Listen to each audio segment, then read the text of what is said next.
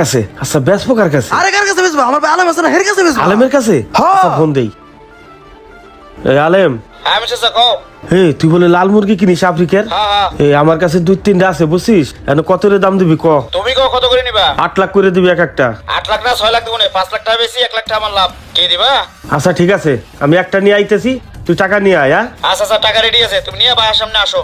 তোর ভাই 6 লাখ টাকা দাম কইছে, তোর ভাগের 3 লাখ আমার হাতে বাসায় আয়, তোর 3 লাখ দিয়ে দিতে। আচ্ছা চাচা লও। আয় আয় হে শুনো চাচা, সব কথা এক কথা, আমার বড় ভাই যাতে না জানে। আয়। আচ্ছা মনে রাখো। আয় আয়। সোয়াকটা আনছিস দে। এনো আব্বা। এলো ভাই মুরগি ধরো। হইলো 3 লাখ। এই চাচা তোমার আমি আবারও কইতেছি, আমার বড় ভাই যাতে না জানে। চুপ থাক, তাতে যা তাতে যা। আচ্ছা গেলাম। আব্বা জালেমরে 3 লাখ টাকা দিলে আবার মুরগি নিলা, কাহিনী কি?